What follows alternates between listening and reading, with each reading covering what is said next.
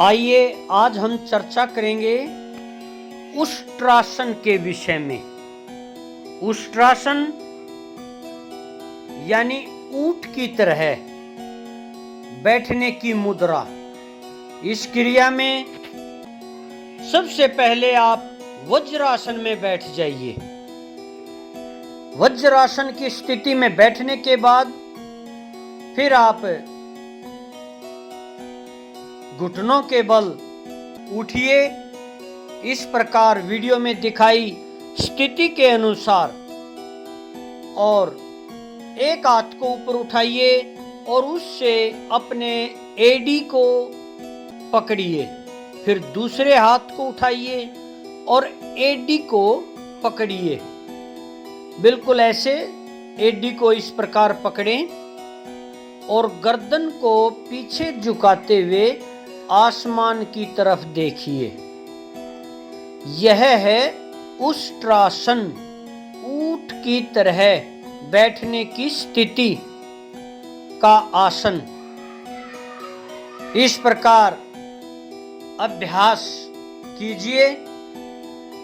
और आइए आज इस योगासन के विषय में, इसकी सावधानियों के विषय में, इसके लाभों के विषय में हम जानेंगे। इस प्रकार उष्ट्रासन की स्थिति में कम से कम 3 मिनट बैठिए, या अभ्यास होने पर बैठिए, नहीं तो 1-1 मिनट तक का बैठने का अभ्यास आप कर सकते हैं। शुरुआत में घुटने एवं एड़ियों में अंतर 5 से 6 इंच तक आप रख सकते हैं। और जब आप घुटनों के बल खड़े हो जाएं, तो हाथों को बिल्कुल धीरे धीरे पीछे की तरफ लेकर के जाना है।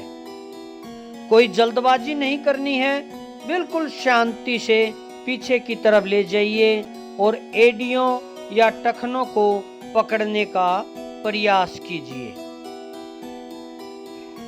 इस योगासन को करते समय आपका श्वास सामान्य चलता रहेगा। कुछ समय तक इस स्थिति में रहकर धीरे धीरे आप सामान्य वज्रासन की स्थिति में आकर के विश्राम करें। फिर दूसरा चक्कर कीजिए। इस प्रकार आप कम से कम शुरुआत में 3 चक्कर अवश्य कीजिए।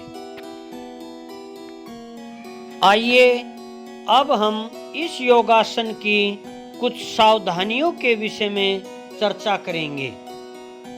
इस योगासन को हमेशा खाली पेट ही करें, खाना खाने के बाद ना करें। जिनको कमर में दर्द रहता है वे इस योगासन को बिल्कुल धीरे धीरे करें, कोई जल्दबाजी ना करें, और जितनी कमर मुड़ सके केवल उतना ही मोड़ें।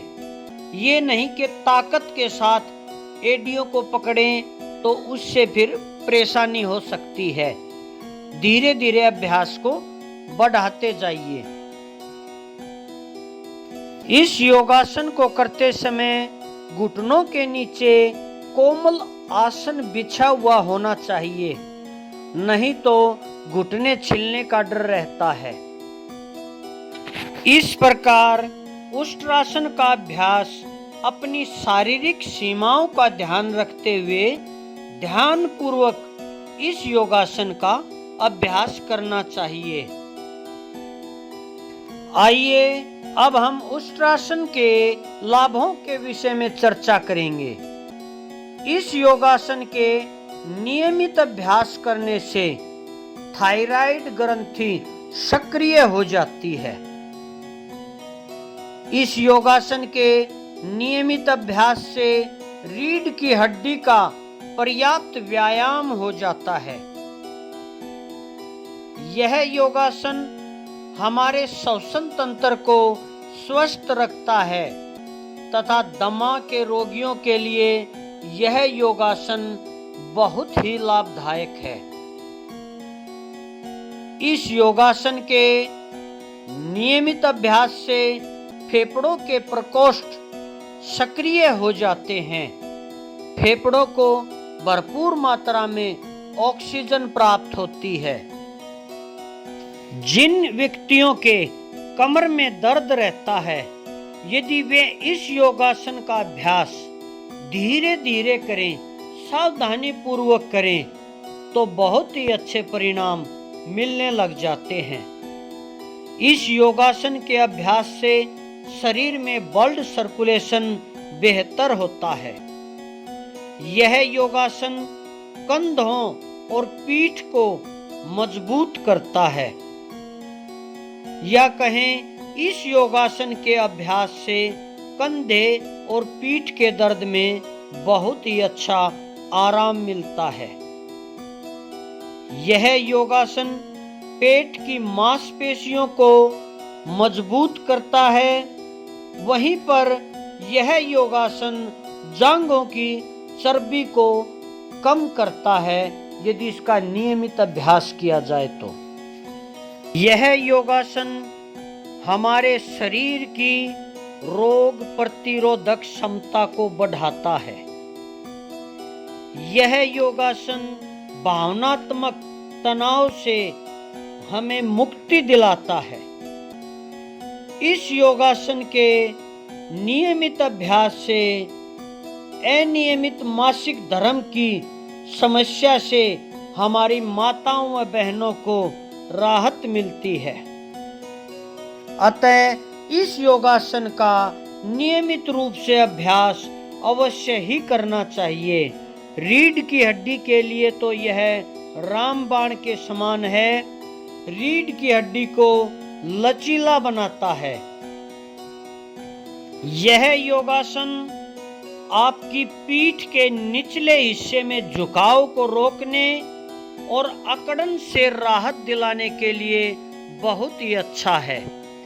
इसीलिए ऊंट मुद्रा उन लोगों को लाभ पहुंचा सकती है जो अपनी लचीलापन और ताकत बढ़ाने के इच्छुक हैं। यह उष्ट्रासन खराब पाचन वाले व्यक्तियों, या कहें जिनको अपच रहती है, गैस बनती है, एसिड बनती है, उनके लिए भी यह रामबाण के समान है। अतः इस उष्ट्रासन का नियमित रूप से अभ्यास करना चाहिए। आप हमारे इस चैनल को लाइक करें, शेयर करें और सब्सक्राइब अवश्य करें, ताकि ज़्यादा से ज़्यादा इन वीडियोज़ का लाभ उठाया जा सके। आप हमारे प्राकृतिक चिकित्सालय ध्यान योग एवं प्राकृतिक चिकित्सा सहायता केंद्र पर आकर के वहां पर प्राप्त होने वाली चिकित्सा सुविधाओं का भी लाभ लेकर के शरीर को स्वस्थ करें प्राकृतिक रूप से। ओम